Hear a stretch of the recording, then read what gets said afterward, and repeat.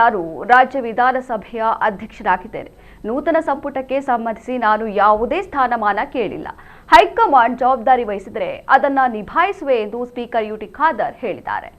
ಮಂಗಳೂರಿನ ಸರ್ಕ್ಯೂಟ್ ಹೌಸ್ನಲ್ಲಿ ಸುದ್ದಿಗಾರರ ಜೊತೆ ಮಾತನಾಡಿದ ಖಾದರ್, ಸಾಮಾಜಿಕ ಜಾಲತಾಣಗಳನ್ನು ಗಮನಿಸಿ ಯಾರೂ ಅಧಿಕಾರ ನೀಡುವುದಿಲ್ಲ. ನಮ್ಮ ಕೆಲಸ ಕಾರ್ಯ ನೋಡಿ ಜವಾಬ್ದಾರಿ ವಹಿಸುತ್ತಾರೆ. ನನಗೆ ಯಾವ ಸ್ಥಾನಮಾನ ನೀಡಬೇಕು ಎಂಬುದನ್ನು ಪಕ್ಷದ ಹೈಕಮಾಂಡ್ ತೀರ್ಮಾನಿಸುತ್ತದೆ ಎಂದರು.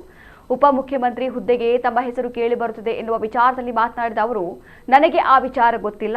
ಸರ್ಕಾರ ಸೂಚಿಸಿದಾಗ ವಿಧಾನಸಭಾ ಅಧಿವೇಶನಕ್ಕೆ ಏರ್ಪಾಟು ಮಾಡುವೆ. ಸಚಿವನಾಗಿ ಕಾರ್ಯನಿರ್ವಹಿಸು ಅಂದ್ರೆ ಅದನ್ನ ಪಾಲಿಸುವೆ. ಉಪಮುಖ್ಯಮಂತ್ರಿ ಜವಾಬ್ದಾರಿ ನಿಭಾಯಿಸು ಅಂದ್ರೆ ಅದನ್ನೂ ಮಾಡುವೆ. ಎಲ್ಲವನ್ನೂ ಪಕ್ಷದ ಹೈಕಮಾಂಡ್ ನಿರ್ಧರಿಸುತ್ತದೆ. ನಾನು ಅದಕ್ಕೆ ಬದ್ಧನಾಗಿರುವೆ ಎಂದರು. ಪಕ್ಷ ನೀಡಿದ ಎಲ್ಲಾ ಜವಾಬ್ದಾರಿಯನ್ನ ಸಮರ್ಥವಾಗಿ ನಿಭಾಯಿಸಿದ್ದೇನೆ. ಸ್ಪೀಕರ್ ಸ್ಥಾನದಲ್ಲಿ ಕುಳಿತ ಬಳಿಕ ಪಕ್ಷಾತೀತವಾಗಿ ಕೆಲಸ ಮಾಡಿದ್ದೇನೆ ಎಂದು ಹೇಳಿದರು. ಈಗ ನಾನು ಸ್ಪೀಕರ್ ಆಗಿದ್ದೇನೆ. ಸರ್ಕಾರ ಯಾವಾಗ ಅಧಿವೇಶನ ನಡೆಸಬೇಕಂತ ಹೇಳ್ತಾರೆ ಅವನ ಅಧಿವೇಶನ ನಡೆಸ್ತೇನೆ.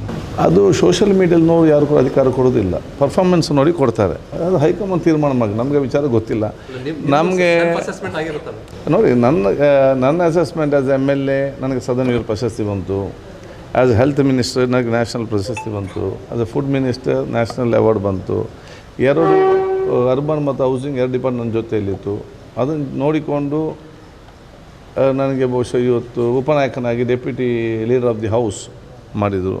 ಅದರ ಪರ್ಫಾರ್ಮೆನ್ಸ್ ನೋಡಿ ಇವತ್ತು ನನ್ನನ್ನು ಸ್ಪೀಕರಾಗಿ ಮಾಡಿದ್ದಾರೆ. ಇನ್ನು ಈ ಪರ್ಫಾರ್ಮೆನ್ಸ್ ನೋಡಿ ಏನು ತೀರ್ಮಾನ ಮಾಡ್ತಾರೆ ನನಗೆ ಗೊತ್ತಿಲ್ಲ.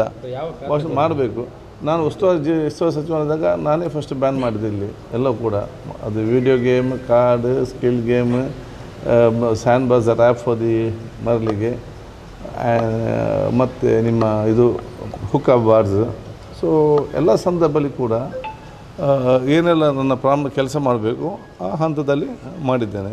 ಸೊ ಮುಂದಕ್ಕೆ ನೀವು ಇಚ್ಛೆ ನೀವು ಬೇಕು ನನಗೆ ಮಂತ್ರಿಮಂಡಲ ಬರ್ತೀನಿ ಇಲ್ಲ ಅಂಥದ್ದು ಯಾವುದು ಕೇಳಲಿಲ್ಲ. ನಾವು ಭೇಟಿಯಾಗಿ ನಾನು ಮತ್ತು ಡೆಪ್ಯೂಟಿ ಸ್ಪೀಕರ್ ಭೇಟಿಯಾಗಿ ನಮಗೆ ಈ 3 ವರ್ಷದ ಅವಧಿಯಲ್ಲಿ ಸಂಪೂರ್ಣ ಸಹಕಾರ ಕೊಟ್ಟು ಮುಖ್ಯಮಂತ್ರಿ ಧನ್ಯವಾದವನ್ನು ಸಲ್ಲಿಸಿದ್ದೇವೆ. ಇಲ್ಲ, ನನಗೆ ಸಬ್ಜೆಕ್ಟೇ ಗೊತ್ತಿಲ್ಲ. ನಾನು ಸ್ಪೀಕರ್ ಆಗಿದ್ದೇನೆ, ಏನು ನಡೀತದೆ ಅನ್ನೋ ವಿಚಾರ ಗೊತ್ತಿಲ್ಲ. ನೋಡಿ, ನಾವು ಯಾವಾಗಲೂ ಕೂಡ ಪಕ್ಷ ನಮಗೆ ಏನು ಹೇಳ್ತದೆ ಅದನ್ನು ನಾವು ಕೇಳುವವರು. ಈಗ ಮಾತ್ರ ಸ್ಪೀಕರ್ ಸ್ಥಾನ ಕೂತ್ಕೊಂಡ ನಂತರ ನಾನು ಪಕ್ಷ ರಹಿತವಾಗಿ ಎಲ್ಲರ ಮಾತನ್ನು ನ್ಯಾಯಬದ್ಧವಾಗಿ ನಾನು ಕೇಳ್ತೇನೆ. ಇಲ್ಲ, ನಾನು ಒಮ್ಮೆ ಸಚಿವ ನಾನು ಕೆಲಸ ಮಾಡಿದ್ದೇನೆ. ಇನ್ನು ಬೇರೆ ತುಂಬ ಉತ್ತಮವಾದ ಲೀಡರ್ ಕೆಲಸ ಮಾಡೋರು ಇರ್ತಾರೆ, ಅವ್ರು ಮಾಡಲಿ. ನಾನು